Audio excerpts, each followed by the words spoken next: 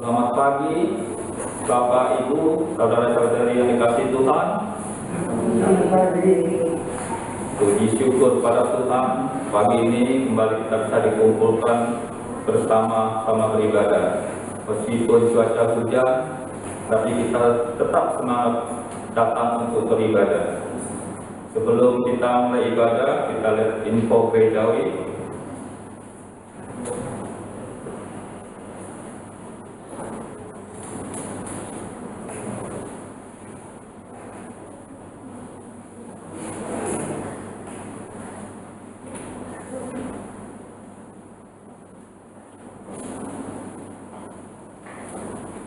Info gerejawi pengkhotbah untuk minggu depan, Pendeta Yosua, liturgi diaken Ahan, pemusik Ibu Mary, penerjemah Bapak Erik, penyambut Saudari Rachela, doa syukur diaken Kuancin, kasidi Ibu Indri, petugas perjamuan diaken Hendri dan diaken Daud.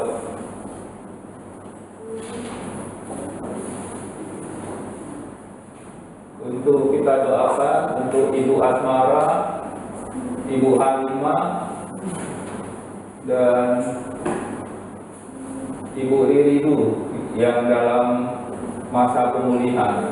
Biar kita doakan jemaat-jemaat juga yang berusia lanjut. Kita berdoa untuk penanganan COVID di Indonesia, biar pandemi ini boleh cepat berlalu. Tetap jaga kesehatan dengan mematuhi protokol kesehatan.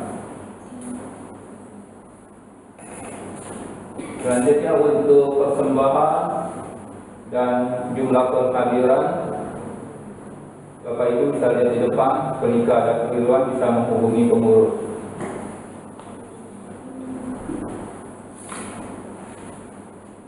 Kita akan mempersiapkan hati kita untuk masuk dalam saat teduh.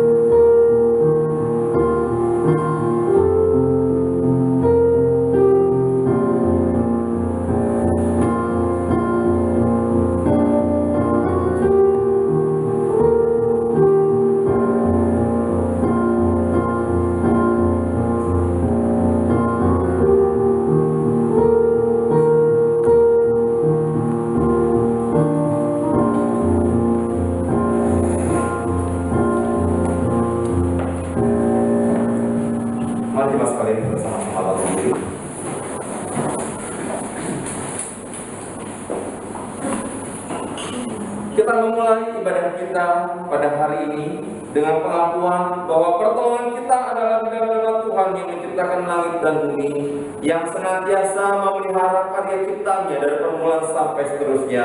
Kasih karunia dan damai sejahtera dari Allah Bapa dan Tuhan Yesus Kristus serta persekutuan dengan Roh Kudus menyertai saudara sekalian. Amin. Dengan hati yang penuh syukur kita, biar kita datang menyembah dan memuji Tuhan kita. Kita nyanyikan pujian mulia.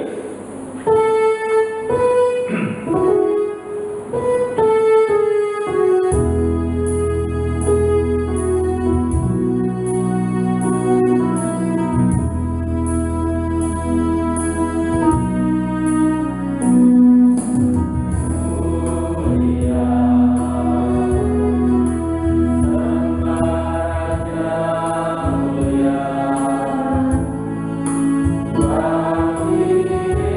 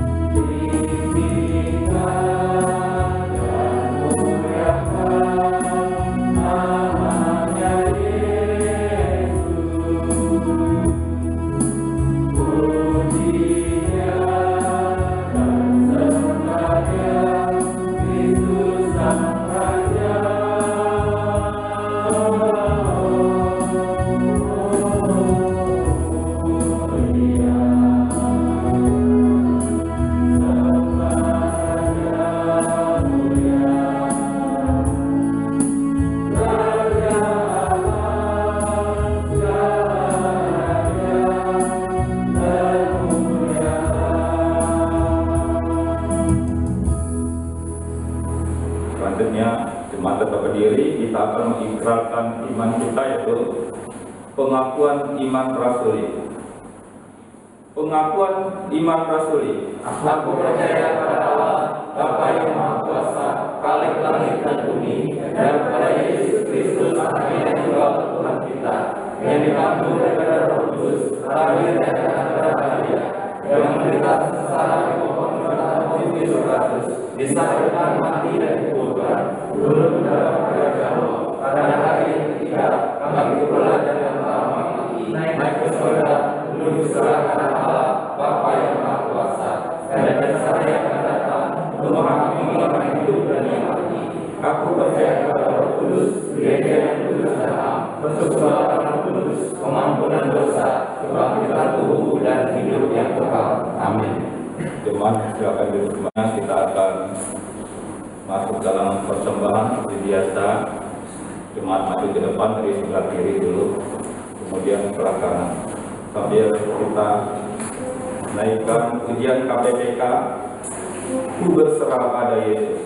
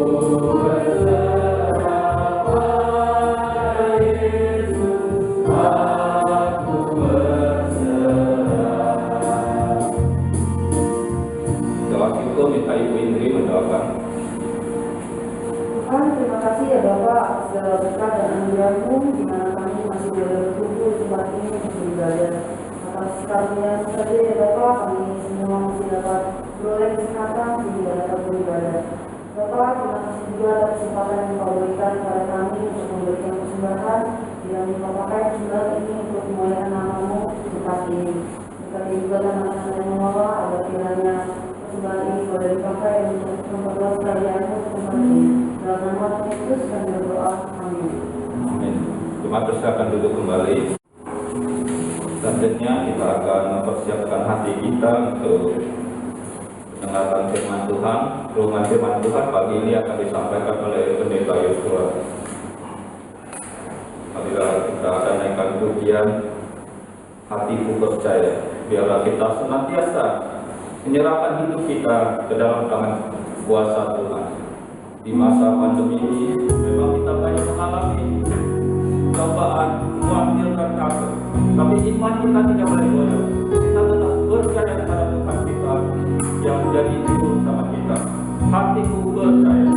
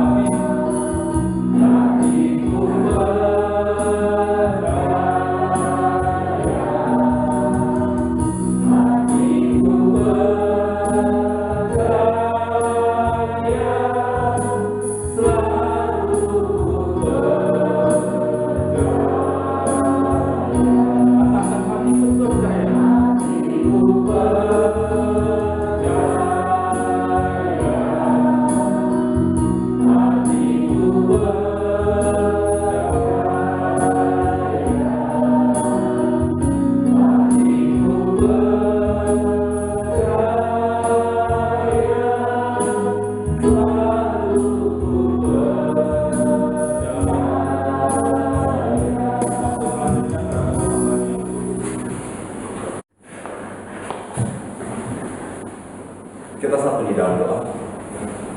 Bapa dalam surga, kami sangat yakin bahwa kehidupan kami adalah milik Tuhan. Dan hidup kami sepenuhnya ada dalam pengaturan dan rencana Tuhan. Apapun yang kami hadapi dan yang kami lalui hari-hari ini, kami tahu dan kami sangat yakin, kami sangat percaya dan tidak ada keraguan dalam kehidupan kami bahwa Tuhan tangan-Mu menuntun langkah kaki kami. Apapun yang kami hadapi, yang kami lalui sepanjang tahun ini, kami tahu satu hal, Tuhan, Engkau tidak tinggalkan kami. Berkatilah Bapa saat ini, kami akan merenungkan satu bagian firman Tuhan yang menjadi perenungan yang dalam pada kami. Tuhan, Kamu memanggil kami hari-hari ini untuk masuk dalam perjalanan rohani. Perjalanan rohani yang kami tahu tidak mudah untuk kami lalui. Tuhan, kami tahu ketika Tuhan izinkan kami menghadapi perjalanan rohani ini, Engkau tidak biarkan kami sendirian, Engkau tidak tinggalkan kami, Engkau tidak melepaskan kami. Tapi Tuhan, tuntunan penyertaan Tuhan senantiasa ada dalam kehidupan kami. Dan itulah yang kami butuhkan Tuhan dalam kehidupan kami. Berkatilah pada pagi hari ini dalam perenungan firman Tuhan, kami minta kasih kuasa daripada Tuhan dan kerendahan hati kami Tuhan, agar firman-Mu yang boleh menelisik masuk jauh ke dalam hati kami, memampukan kami untuk memahami dan mengerti apa yang sedang ingin Tuhan kerjakan dan yang ingin Tuhan lakukan kepada kami. Terima kasih Bapa yang menyerahkan hidup kami ke dalam tangan-Mu, menyerahkan waktu pemberitaan firman Tuhan juga kepada-Mu. Di dalam nama-Mu Tuhan Yesus Kristus kami bersyukur dan kami berdoa. Amin. Begitu senang aja kepada jemaat sekalian, kita membuka satu bagian firman Tuhan yang diambil dari Yosua pasal yang pertama, ayatnya yang ke-6 sampai dengan ayatnya ke-9.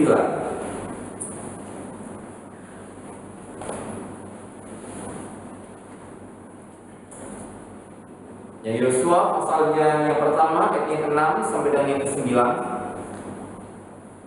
Firman Tuhan berkata demikian, kuatkan dan teguhkanlah hatimu, sebab engkaulah yang akan memimpin bangsa ini memiliki negeri yang kujanjikan dengan bersumpah kepada nenek moyang mereka untuk diberikan kepada mereka. Hanya kuatkan dan teguhkanlah hatimu dengan sungguh-sungguh, bertindaklah hati-hati sesuai dengan seluruh hukum yang telah kuperintahkan kepadamu oleh hamba-Ku Musa. Janganlah menyimpang ke kanan atau ke kiri, supaya engkau beruntung kemanapun engkau pergi. Janganlah engkau lupa memperkatakan kitab Taurat ini, tapi renungkanlah itu siang dan malam, supaya engkau bertindak hati-hati sesuai dengan segala yang tertulis di dalamnya. Sebab dengan demikian perjalananmu akan berhasil dan engkau akan beruntung. Bukankah telah kuperintahkan kepadamu, kuatkan dan teguhkanlah hatimu, janganlah kecut dan tawar hati, sebab Tuhan Allahmu menyertai engkau kemanapun engkau pergi. Berbahagia kita membaca dan merenungkan firman Tuhan dalam kehidupan kita setiap waktu. Bapak Ibu yang kasih Tuhan, saya percaya bahwa tahun 2021 ini bukan perjalanan yang mudah. Ya, bukan perjalanan yang mudah. Ya, ada beberapa rekan-rekan hamba Tuhan ya, hari Jumat yang lalu kami ada pertemuan lewat Zoom. Ya, banyak di antara mereka yang men-sharingkan, ada beberapa rekan-rekan hamba Tuhan yang bergumul luar biasa. Ya, di tahun lalu 2020 masih banyak rekan-rekan hamba Tuhan yang katakanlah didukung ya oleh beberapa orang jemaatnya, ya karena kondisi dan keadaan yang tidak memungkinkan.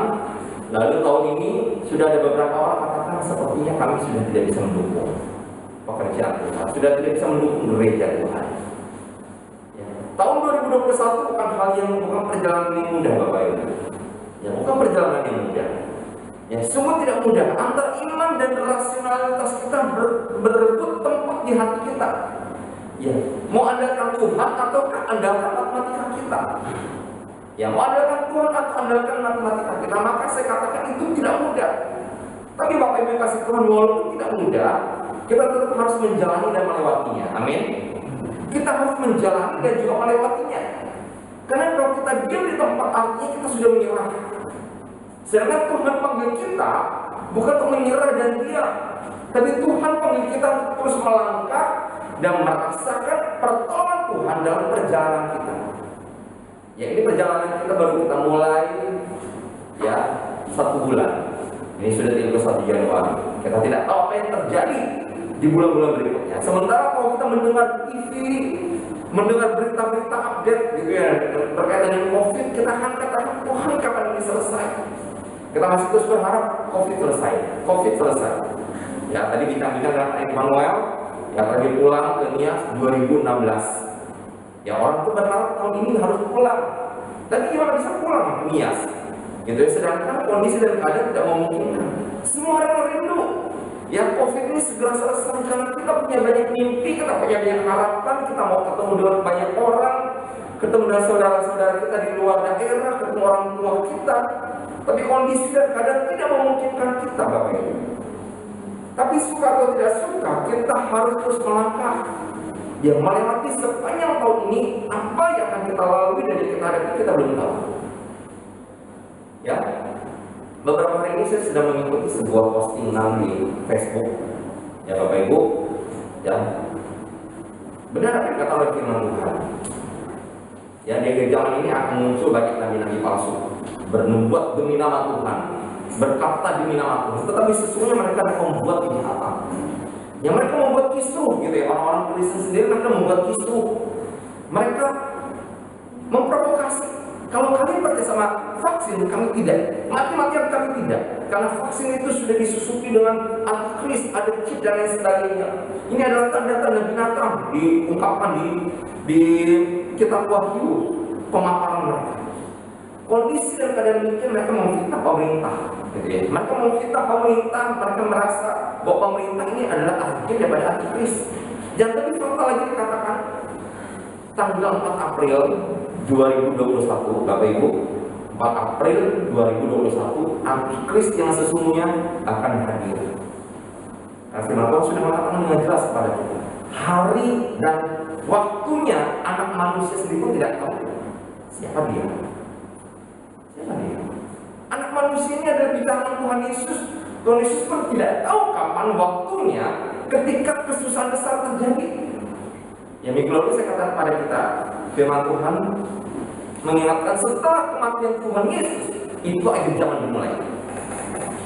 Ya, itu akhir zaman dimulai. Penderitaan, pergumulan, kesusahan orang Kristen bukan cuma sekarang ini, Bapak Ibu. Dulu ketika pertama kali terjadi, ya ketika gereja mulai terbentuk, berapa banyak penderitaan orang Kristen. Tidak sebanding kita dengan pengalaman Petrus, tidak sebanding kita dengan pengalaman Paulus, tidak sebanding kita dengan pengalaman Thomas dan juga rasul-rasul yang lain. Kalau kita mengatakan hari ini, ketika ketatan mereka di hadapan Tuhan dipertaruhkan, Bapak Ibu semangat pada kita, akhir zaman sudah dimulai. Kita mungkin cemas, gitu ya. Kabar yang berseliweran, yang tidak jelas, yang tidak membangun, yang tidak menimbulkan damai sejahtera. Perhatian Bapak Ibu, penyesatan datang itu bukan dari luar. Dari luar kita sudah jelas, sudah tahu. Saksi Bapak sesat, ya, Children of God sesat, yang Mormon sesat, itu sudah tahu. Tapi penyesatan yang datang dari dalam rumah Tuhan, yang seolah benar, Bapak Ibu, itulah yang mesti kita hati-hati. Itulah yang mesti kita waspada. Jangan kita telah bulat-bulat apa yang dikatakan oleh firman Tuhan, yang kata mereka, ini loh firman yang mengatakan demikian.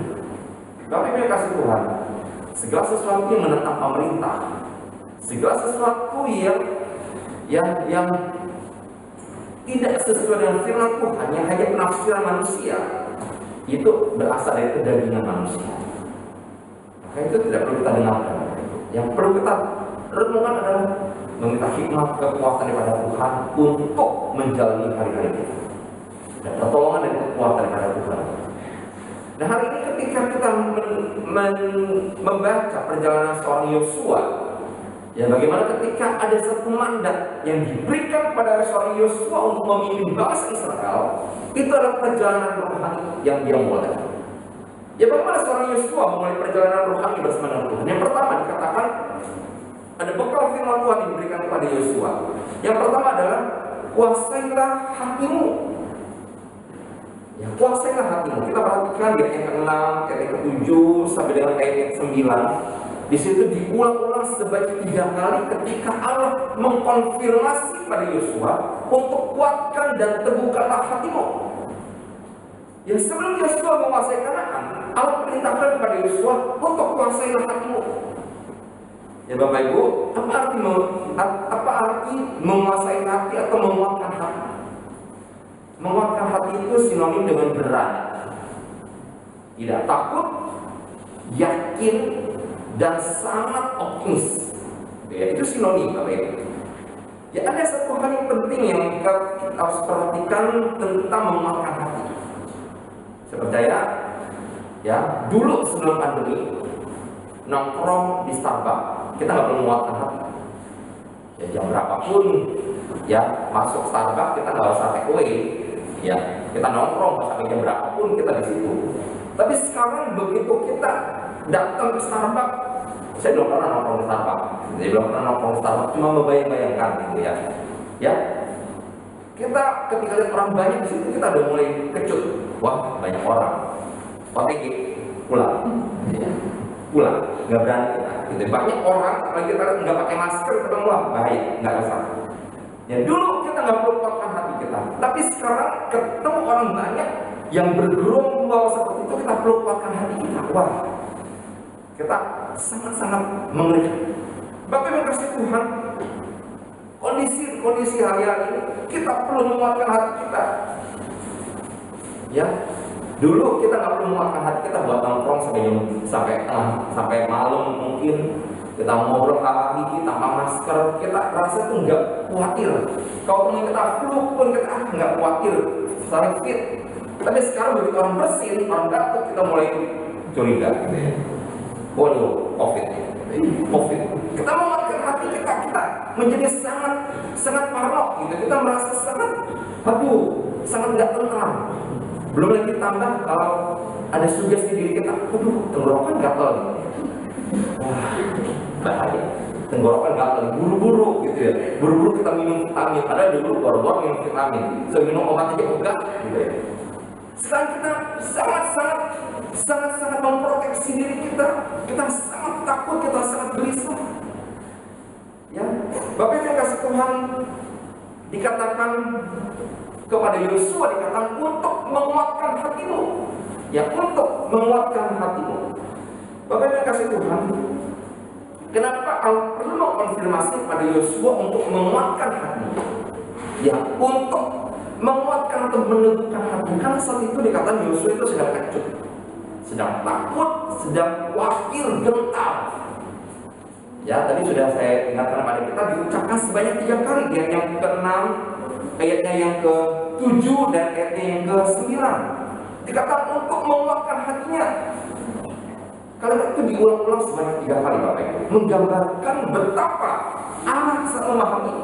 Ini anak sedang takut, ini anak sedang kecut. Ya kita melihat anak-anak kita mau tampil, mau presentasi, lalu mereka bisa, "Kenapa? Aduh mah gimana nih? Aku gemeteran, aku takut." Kita mulai mendorong mereka. Ayo kamu kan bisa. Kamu udah siapin materi, kamu tuh udah berlatih, kamu pasti bisa. Berulang-ulang kita teguhkan mereka, meyakinkan mereka bahwa mereka tuh bisa. Nah, Allah sedang meyakinkan Yosua bahwa Yosua tuh bisa. Dia sedang takut, dia sedang gentar, dia sedang khawatir.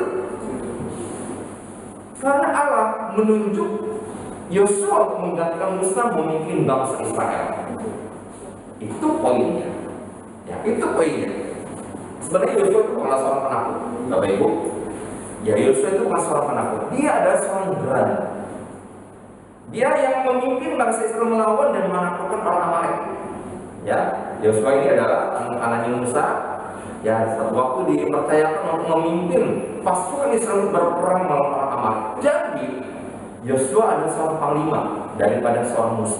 Memimpin perang melawan orang Amalek. Dia juga salah satu pengintai yang diberikan tugas untuk mengawasi Kanaan, yang memberi laporan yang baik dan menguatkan hati orang-orang Israel.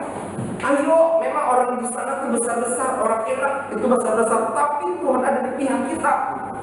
10 lawan 2, Yosua mau kuatkan mereka, berikan optimis, berikan semangat kepada mereka. Yosua bukan orang penakut, tapi ketika dia harus mengambil tugas menggantikan Musa memimpin bangsa Israel, Bapak Ibu, hatinya kecut, hatinya tawar, dan dia sangat gelisah.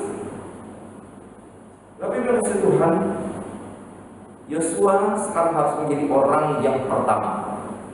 Oh, dulu dia dapatkan perintah dari Musa, ayo kamu lawan bangsa ini, ayo kamu lakukan ini. Tapi sekarang Yosua harus menjadi orang pertama.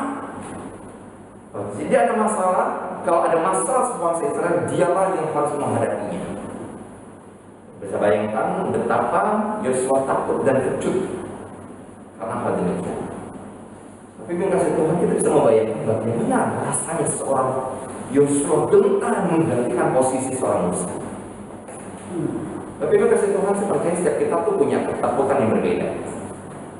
Kalau Yosua takut menjadi pengganti Musa memimpin bangsa Israel, mungkin ketakutan kita berbeda lagi. Mungkin ketakutan kita berbeda lagi. Ya, setiap orang dalam dunia ini punya porsi ketakutan yang berbeda. Ketakutan itu manusiawi. Ya, kalau kita udah nggak punya rasa takut, itu tuh udah masih tanda tanya besar. Ini manusia atau bukan? Gitu. Selama kita masih manusia, kita pasti punya kadar komplit. Dalam hidup manusia ada gembira, ada kuat, ada ketakutan, ada rasa bahagia, ada rasa cemas, itu komplit. Manusia pasti, siapapun dia, di belahan dunia manapun, semua manusia punya warna perasaan ini, utuh, gitu ya. Nah, tapi ya ketakutan kata menjadi manusiawi karena setiap manusia pasti mengalami saat yang menakutkan. Bayangkan ketika pertama kali kita harus interview kerja, baru fresh graduate gitu ya, kita harus interview kerja, mungkin nggak tidur kita, mungkin semalamnya kita nggak bisa tidur, kita nyiapin baju yang bagus, kita mungkin udah pikir-pikir saya mau ngomong apa ya nanti kalau ditanya sama HRD bagian perekrutan dan sebagainya. Atau mungkin juga anak-anak ketika mereka harus menghadapi satu kondisi ya, di interview untuk OSIS, di interview untuk sekolah, di interview sama guru BK, itu yang paling mengerikan buat anak-anak. Kalau dipanggil ke ruang BK, anak-anak udah gentar ya, aduh kenapa itu ada masalah apa? Semua kita pasti punya rasa ketakutan tertentu. Tapi dikatakan bahaya besar yang dihadapi manusia saat ini itu bukanlah senjata nuklir, bukan bencana alam, bukan gempa bumi, tapi adalah ketakutan dan kecemasan. Tapi kasih Tuhan, saya 1 bulan ini mendampingi seorang bapak, datang ke konselor, datang ke seorang psikolog. Ya, dia mengalami suatu goncangan yang besar, yang luar biasa, gitu ya, selama kurang lebih 10 bulan ini, menyebabkan kecemasan yang luar biasa buat dia. Seorang yang tadi produktif, seorang yang tadi super bergaul, seorang yang tadinya sangat positif memandang hidup, sekarang menjadi mulai tidak berdaya, penuh kecemasan, penuh kekhawatiran, siklus tidurnya terganggu, ada banyak kegelisahan dan ketakutan, mau ketemu sama orang pun dia nggak berani, mau presentasi pun dia bingung mau ngomong apa, ketika ngobrol sama orang lain pun dia nggak tahu harus ngomongin apa, jadi seperti orang yang bukan dirinya. Ya, ketika digali dalam pembicaraan dengan saya, didapati bahwa bapak ini ternyata mengalami kecemasan yang sangat luar biasa. Ya, rupanya hari-hari ini, ya masa-masa pandemi ini, kecemasan itu adalah wabah terbesar setelah corona. Banyak orang ya yang mentalnya, kesehatan mentalnya terganggu di masa-masa pandemi seperti ini. Ya, ada beberapa orang jemaat kita yang punya kecemasan luar biasa. Ya, ada seorang jemaat kita sudah usia lanjut, yang saya tidak sebutkan namanya, Bapak Ibu, untuk keluar dari gerbang rumah aja pun dia nggak berani. Dia nggak berani, dia sangat cemas, dia sangat takut. Kerjanya cuma nongkrong depan TV. Ya, udah nongkrong depan TV loh, dia akan ngomong sama anak, duitnya tambah banyak loh, gitu ya. Bahkan tuh diajak jalan sama anaknya masuk ke mobil pun dia nggak berani, gitu ya. Padahal anaknya katakan, ayo kita lihat di luar, keadaan sebenarnya udah baik-baik aja, kita tinggal beradaptasi. Yang penting pakai masker, cuci tangan, kita jaga-jaga. Diajak jalan gitu sama anaknya supaya lebih fresh, lebih relax. Tapi nggak berani, nggak berani. Bahkan ke pagar depan rumah pun dia nggak berani untuk menjemur, gitu ya. Untuk ketemu orang pun dia nggak berani. Bapak Ibu, hari-hari kecemasan luar biasa yang terjadi dan mengganggu kesehatan mental. Ya, ketika datang ke konselornya adalah teman saya, masih katakan bahwa 10 bulan ini ya, dari masa pandemi ini, klien yang datang ke lembaga konseling itu bertambah menjadi 3 kali lipat. Ya, bukan cuma pertemuan secara on-site gitu ya, face to face, tapi online. Ya, dari Amerika, dari Inggris gitu, dari Singapura. Mereka banyak mengatakan mereka tergoncang oleh karena kondisi dan keadaan ini. Bapak yang kasih Tuhan, kalau hari ini kita masih didapati punya kesehatan mental yang baik, kita masih bisa ketawa, kita masih bisa bergembira gitu ya, kita masih bisa merespon segala sesuatu dengan lebih baik, walaupun kita nggak bisa pungkiri kadang-kadang kita ada dalam suatu titik stres, takut, kecewa, bingung harus ngapain. Tapi kalau kita masih seimbang, Bapak Ibu, bersyukur. Amin. Bersyukur. Karena banyak mereka yang dalam mental yang terganggu, mereka sudah susah berbuat. Ya, kemarin hari Kamis, waktu saya dampingi ke psikolog, ke psikiater, ya, ternyata di klinik itu udah banyak. Ya, ada orang yang alami kecemasan tidur, ya kecemas sampai dia nggak bisa tidur. Ya, soal itu bilang, saya bisa 5 hari nggak tidur. Ya, melihat orang suami, anak-anak tidur, saya masih gentayangan di rumah, kok saya ketawa gitu ya. Dia pakai kalimat gentayangan, kerjaan ini, kerjaan itu, berberes, ngepel, udah ngepel, dipel lagi dengan harapan supaya balik capek bisa tidur. Nggak bisa tidur. Kalau hari ini kita masih bisa tidur nyenyak, seperti Tiaci gitu ya. Bisa tidur gitu ya. Kalau tidur kurang dari 8 jam, warning bagi ya. Hari ini kalau kita masih bisa tidur, Bapak Ibu, itu adalah berkat yang luar biasa. Amin. Itu berkat yang luar biasa. Bapak Ibu kasih Tuhan, ketika Yosua diingatkan oleh Tuhan, kuatkan dan teguhkanlah hatimu, artinya kita dikatakan pahamilah satu kondisi bahwa kekhawatiran kita, ketakutan kita ada, tapi kita punya Tuhan yang tidak pernah meninggalkan kita. Kita punya Tuhan yang tidak pernah meninggalkan kita. Ya, ketika di ayat 9 kalau katakan kepada Yosua, ya, sebab Tuhan Allahmu menyertai engkau kemanapun engkau pergi. Inilah yang dapat membuat kita kuat dan teguh. Yakni adanya janji Tuhan bahwa Dia akan menyertai kita kemanapun kita pergi.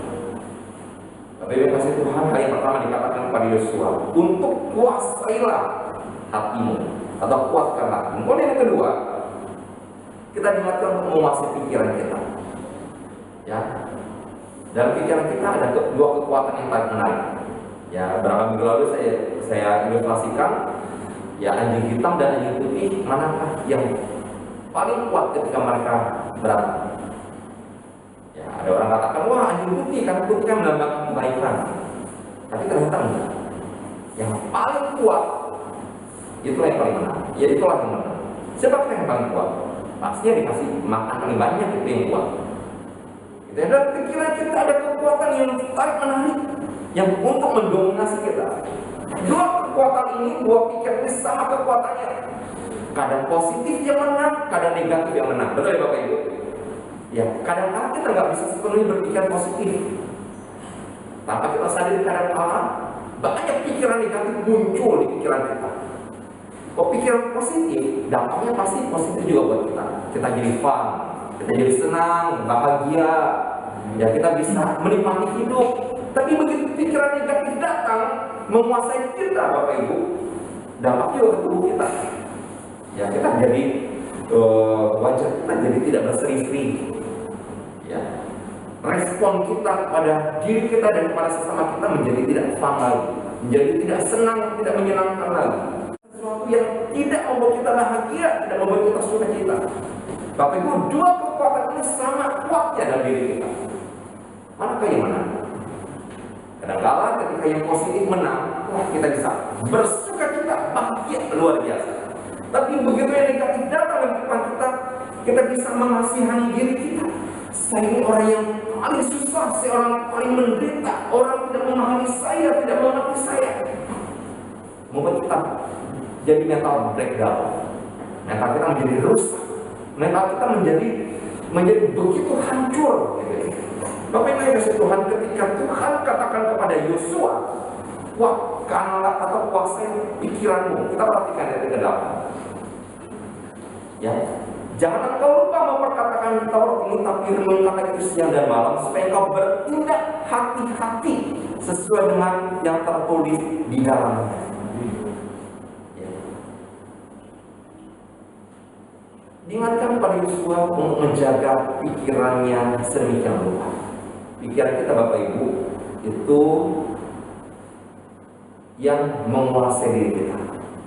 Kayak pagi ini suasana hujan itu mager, malas gerak.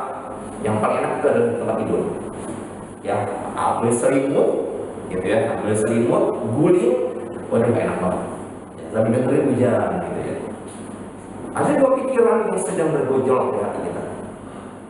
Ya, ke gereja atau tetap tiduran. Kalau ke gereja, hati gue masih bangun pagi, masih mandi, nggak punya water heater, masih ke bawah pemanasin air panas, lalu bawa lagi ke atas, aduh malas banget. Atau tiduran gue nanti bisa enak sambil nonton film Korea, gitu ya. Ya sambil cari GoFood mana nih yang lagi promo. Ya itu dua pikiran yang tarik menarik dalam diri kita. Mana yang kuat? Karena itu Tuhan mengingatkan pada Yosua untuk menjaga pikirannya sedemikian rupa. Dikatakan untuk mendengar firman itu siang dan malam. Tuhan sedang katakan pada Yosua, jagalah pikiranmu dengan menyeimbangkannya dengan firman. Ya, itu sebabnya Tuhan memberikan perintah untuk merenungkan Taurat itu siang dan malam. Satu kita membaca, memikirkan, menyimpan dalam hati kita itu firman Tuhan dan menerapkannya sepanjang hari. Padahal kita nggak bisa pungkiri sepanjang hari kita nggak dalam kondisi mental yang baik-baik aja. Ya apalagi kalau kita moodnya swing, ya gampang berubah gitu ya. Nanti bisa dalam keadaan yang happy gitu, tiba-tiba karena kondisi tertentu bos ngomel, ada teman sejawat yang nyebelin, mungkin langsung down gitu ya, langsung turun drastis.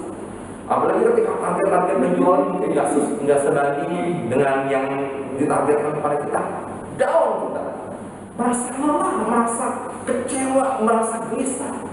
Tapi ketika kita ingat, oh iya tadi pagi saya dengar firman Tuhan, jangan gelisah hatimu, percaya kepada Allah, percaya juga kepada Allah.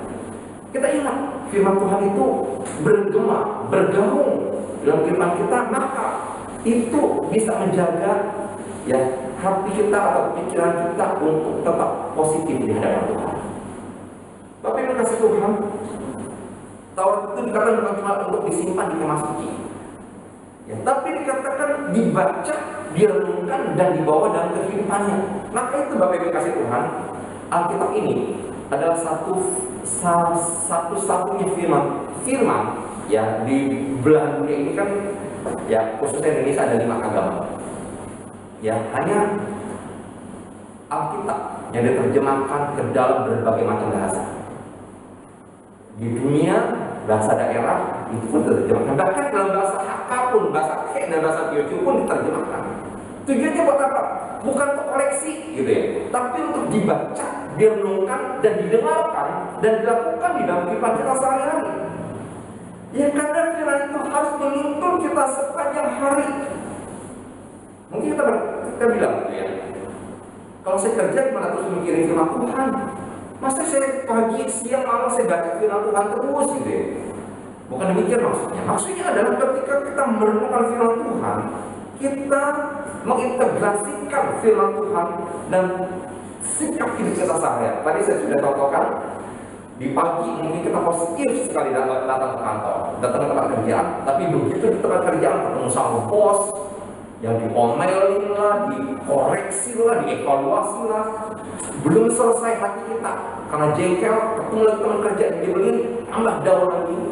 Lalu kita ingat firman Tuhan, jangan gelisah, tetap bersukacita, ya percaya kepada Allah, percaya kepada Aku. Wah kita langsung ingat Ya Tuhan, saya rindu sepanjang hari ini apa yang terjadi tidak mengganggu suasana hati saya, tidak merusak kinerja saya tetap positif di hadapan Tuhan. Itu integrasikan firman Tuhan. Itu kita sedang melakukan firman Tuhan, dan firman kita, kalau firman Tuhan bercampur mempengaruhi seluruh kehidupan kita, dan itulah maksud daripada merenungkan firman Tuhan. Firman yang pikiran yang tidak dikuasai oleh firman Tuhan, Bapak Ibu, sangat bahaya. Sangat bahaya. Ya, 2 hari yang lalu saya baca di satu berita online, terjadi sebuah pembunuhan di Palembang kalau nggak salah. Cuma gara-gara seorang bapak dibilang, kok tumben ganteng, kok tumben ganteng. Ya jadi ini teman satu pos, gitu ya, teman satu pos yang ngomong kok tumben ganteng ini adalah pendatang baru, gitu ya, pendatang baru. Nah yang dibilang tumben ganteng ini adalah orang lama, mereka tuh jarang berkomunikasi. Rupanya nih pendatang baru itu coba untuk kepo, coba untuk bergaul, gitu ya, coba untuk kenal lebih jauh. Bukanlah sebuah percakapan, Mas kok tumben ganteng hari ini.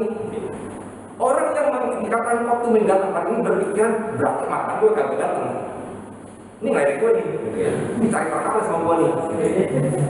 Nah, sedangkan orang yang ngomong kok tumben ganteng mah cuma berpikir cuma bercanda, gitu ya. Gue pengen kenal sama dia lebih dekat, pengen lebih gaul sama dia. Nggak punya pikiran apa dia berangkat kerja, tapi rupanya diikuti dari jauh dengan hati yang gemes, dengan hati yang kesel. Itu orang jadi orang parah sama dia. Bapak Ibu, pikiran yang tidak dikuasai oleh firman Tuhan itu sangat berbahaya. Ngomong kok tumben ganteng, tahu nyawa. Ya, tahu itu nyawa. Ya kita perlu sangat menguasai pikiran kita, karena pikiran kita tuh liar. Pikiran itu tuh liar. Kadang-kadang ini kita kalau sedang dalam pikiran akal sehat, kita bisa tahu, kita bisa membedakan. Ini saya boleh kerjakan, ini nggak boleh saya lakukan. Masa sih cuma diomongin gini doang, saya tersinggung. Kita lagi benar nih. Pikiran kita lagi fresh nih, lagi lurus. Tapi kalau gilanya lagi datang, wah gue nggak bisa terima nih. Lo jangan macam sama gue, lo jual gue beli, gitu ya. Orang Betawi itu ya, lo jual gue beli, gitu ya. Pikiran kita kalau tidak dikuasai oleh firman Tuhan sangat berbahaya, sangat menyeramkan. Peperangan itu ada di pikiran kita. Ya kita menang atau tidak sepanjang hari ini, memberi makan pikiran kita hal-hal yang positif, hal-hal yang baik, yang mendatangkan sukacita, mendatangkan damai sejahtera. Hidup kita menjadi ringan. Begitu sebaliknya kalau kita memberi makan pikiran kita hal-hal yang negatif, hal-hal yang merugikan, hal-hal yang menyakitkan hati, Bapak Ibu, hidup kita menjadi sakiti, mengasihani diri sendiri. Saya susah, saya begini, saya begitu, hidup saya itu menderita, lebih baik saya mati. Wah, itu orang yang udah cemas sampai tahap tertentu dia depresi. Pikirannya, saya tuh gak guna di dunia ini. Saya cuma jadi korban, saya cuma jadi orang yang dibully, saya menjadi orang yang gak dibutuhkan, saya menjadi beban, saya menjadi orang yang terus-menerus menjadi kerugian buat orang lain. Apa gunanya saya hidup? Lebih baik saya mati. Itu orang depresi. Cemas, kalau sudah meningkat ke depresi, itu mesti hati-hati Bapak Ibu. Makanya banyak orang ya nggak punya duit, kayaknya mau mati, gitu ya. Nggak punya duit, kayaknya mau mati. Ditambah lagi kondisi seperti ini begitu sulit. Makanya hari-hari ini kita mendengar beberapa kabar, ya beberapa waktu lalu di PK, ya orang loncat dari lantai 5, ya. Kemudian beberapa hari yang lalu juga loncat dari apartemen. Dia bunuh diri tapi ngajak-ngajak orang. Dia loncat dari apartemennya di bawah diban orang, gitu ya. Orang yang kita masuk rumah sakit, patah-patah tulang. Sedangkan dia sendiri akhirnya mati. Bapak Ibu, ya kondisi dan keadaan yang juga menjaga pikiran kita dengan baik dengan firman Tuhan, hidup kita menjadi kacau. Kemudian yang ketiga adalah kuasai tindakan kita agar sesuai dengan firman Tuhan. Ya sorry hari ini agak panjang, kayaknya agak menyenangkan hari ini. Ya, kuasai pikiran kita agar sesuai dengan firman Tuhan. Kita perhatikan di ayat 8, ketika Tuhan katakan kepada Yosua, supaya engkau bertindak hati-hati sesuai dengan segala yang tertulis di dalamnya, Sebab dengan demikian perjalanan akan berhasil dan engkau akan beruntung. Ya, firman Tuhan bukan cuma dibaca, dihafal, tapi untuk dilakukan tanpa kita tawar-menawar dengan Tuhan. Ya, orang yang sudah mental breakdown, yang sudah dalam kecemasan, akan ada selalu banyak alibi untuk kembali supaya orang mengasihani dia. Ya, dalam pembicaraan, Pak, hidup kita tuh positif loh. Kita bisa memberikan dampak untuk orang lain. Tapi ketika orang sedang cemas, dia akan balikan dengan kata, tetapi kalau saya sudah begini, gimana saya bisa memberi dampak untuk orang lain? Ada sebuah tawar-menawar supaya orang lain itu memahami kondisi dia. Ya, tapi Bapak Ibu kasih Tuhan, apapun kondisi kita, apapun resikonya, kalau kita yang diberkati oleh Tuhan, dikatakan adalah taatilah firman Tuhan. Ya, taatilah firman Tuhan. Jangan melanggar apa yang dilarang dan lakukan apa yang diperintahkan. Ya, anak-anak tahu, kalau melakukan yang dilarang oleh papi sama mami, siap-siap akibatnya. Handphone ditarik, uang jajan dikurangi di sini, yang OVO nggak ditambah. Ya, kalau nggak taat, itu akibatnya. Tapi kalau kita melakukan, mentaati apa yang diperintahkan, pasti mendapatkan banyak apresiasi. Anak baik, anak taat, diberkati. Kamu mau OVO kamu ditambahkan, gitu ya. Kamu mau Shopee kamu ditambahin saldonya, wah senang. Karena itu apresiasi yang didapat. Nah, Bapak Ibu kasih Tuhan, kita perhatikan. Ketika Tuhan mengatakan percayalah kepadaku, maka percayain, gitu ya. Ya, karena anak-anak kadang-kadang suka meragukan, ya, yang suka meragukan itu sering. Bener nih. Kadang-kadang saya marah gitu ya. Kok kamu nggak percaya sama papi? Kan papi sering PHP sama aku. Nah, kalau udah PHP, kalau kita tidak memberikan sesuai dengan yang kita katakan, itu kita dikatakan PHP, maka kita diragukan. Ya, apa yang kita katakan. Tapi firman Tuhan ketika mengatakan percayalah kepadaku, kita nggak punya pilihan lain, Bapak Ibu. Kita pilihan kita cuma satu, percaya atau tidak. Percaya kita diberkati, tidak percaya kita tidak punya sukacita. Ketaatan kita pada Tuhan itu diuji kalau kita sedang dalam masalah.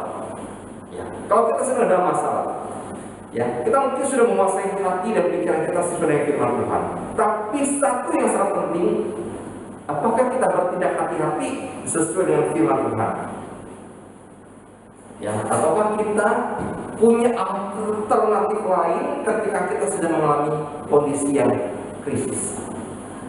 Maka kita hanya mengadakan Tuhan satu-satunya, ataukah kita mengatakan Tuhan cuma salah satu jalan keluar? Perhatikan, Tuhan satu-satunya jalan keluar, atau Tuhan hanya salah satu jalan keluar? Ya, kalau satu-satunya berarti tidak ada alternatif. Tapi kalau salah satu berarti itu cuma alternatif, ada yang lain. Saya cuma nggak sembuh, udah minta doa sama Tuhan, Tuhan nggak kasih sembuh. Tuhan cuma salah satu. Kita kan dikasih hikmat, kita kan dikasih wawasan. Ada loh pengobatan alternatif yang lain. Bapak Ibu, itu bukan hikmat. Ya, itu sedang judi sama Tuhan. Ya, kalau kita percaya Tuhan, saya sudah doa minta Tuhan sembuhkan saya, tapi Tuhan belum pulihkan saya percaya Tuhan itu punya rencana buat saya. Apa rencana Tuhan buat saya nggak tahu. Gak sakit ini, gak pergumulan ini, gak kesusahan ini, apa rencana Tuhan saya nggak tahu. Ya, tapi kalau kita Tuhan nggak tolong saya nih, oke Tuhan jangan salahin saya, kalau saya cari alternatif yang lain. Yaitu kita tidak jadikan Tuhan satu-satunya. Tuhan sedang mengatakan kepada kita, kuasai tindakan kita agar sesuai dengan firman Tuhan. Taat kepada Tuhan di tengah-tengah kondisi krisis. Kita sedang dalam ujian ketaatan. Bapak Ibu kasih Tuhan, ya, kita dipanggil oleh Tuhan untuk tetap taat. Taat memang nggak mudah, tapi ada berkat yang besar di balik ketaatan. Amin. Ada berkat yang besar di balik ketaatan, yaitu dikatakan bahwa perjalananmu akan berhasil dan engkau akan beruntung. Itu janji firman Tuhan buat kita. Ketika kita taat melakukan yang Tuhan perintahkan kepada kita, Tuhan katakan kepada Yosua, engkau akan berhasil dan engkau akan beruntung. Akhirnya Yosua berhasil bawa bangsa Israel masuk ke tanah Kanaan. Belajar taat, belajar dari kesalahan Musa, belajar menguasai pikirannya, menguasai hatinya, ya, menjaga hidupnya sesuai dengan firman Tuhan. Perjalanan ini berhasil dan dia beruntung. Masuk ke kota yang sudah terjadikan penuh dengan susu dan madu. Bapak Ibu, tahun 2021, walaupun orang bilang nggak mudah, walaupun orang bilang tanggal 4 April nanti akan si antikris akan datang, percaya firman Tuhan. Firman Tuhan di atas segala-galanya buat kita. Amin. Kiranya Tuhan menolong kita, memampukan kita untuk terus berpikir positif, berpikir yang kita melangkah melewati sepanjang tahun 2021. Kita satu di dalam. Saya minta kepada dia yang Lukas, ini kita di dalam. Bapak, terima kasih, kami bersyukur Engkau memperhatikan kami, masih kami yang baik, melindungi kami. Bisa datang bersama-sama beribadah dan ibadah dan bersama.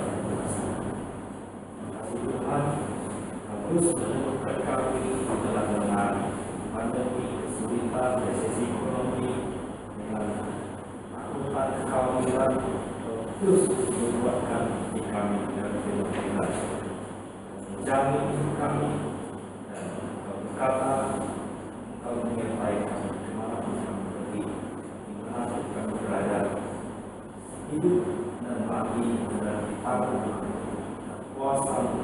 Bagi kami percaya dengan harapan kematian orang percaya tidak sia-sia. Terima kasih Bapa, berkati firman-Mu, berkati terjemahan-Mu. Hamba-Mu sudah menyampaikan firman dan menjadi rema kekuatan firman Tuhan. Kami dikasih setia Tuhan, anugerah Tuhan, dengan pegang dan janji-janji Tuhan. Terima kasih Bapa, di dalam nama Yesus kami bersyukur. Amin. Amin. Ya Tuhan, Bapak Ibu, kita akan bersama firman Tuhan mengujian hatimu percaya.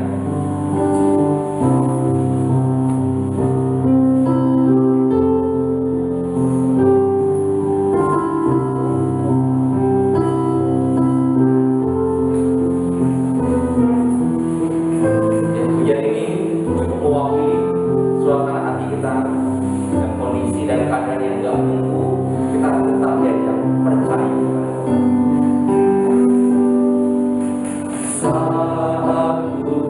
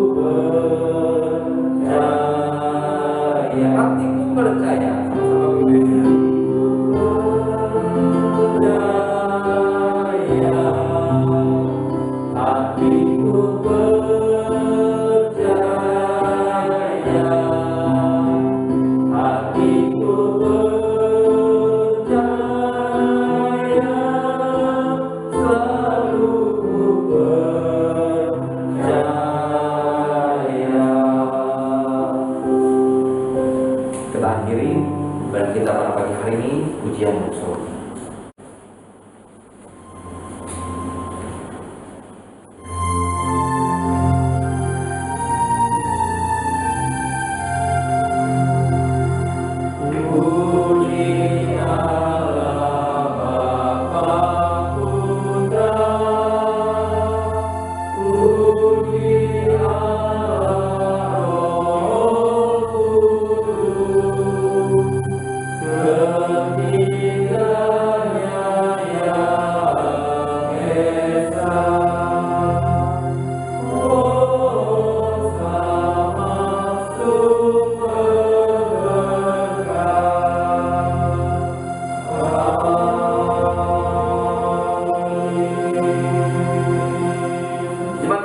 Kita sudah mendengarkan firman Tuhan.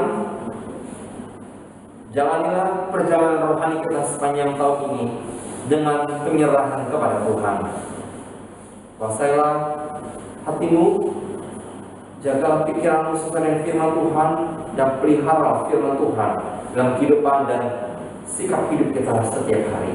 Arahkan hatimu dan terimalah berkat daripada Allah Bapa yang penuh cinta, kasih sayang daripada Tuhan Yesus Kristus yang tidak pernah berkesudahan di segala zaman, kekuatan penghiburan persekutuan daripada Roh Kudus akan turun memberkati kehidupanmu, rumah tanggamu, usahamu, pekerjaanmu, apapun yang kau kerjakan. Jika ada berkat dan perkenan Tuhan akan dibuatnya menjadi berhasil. Haleluya, amin.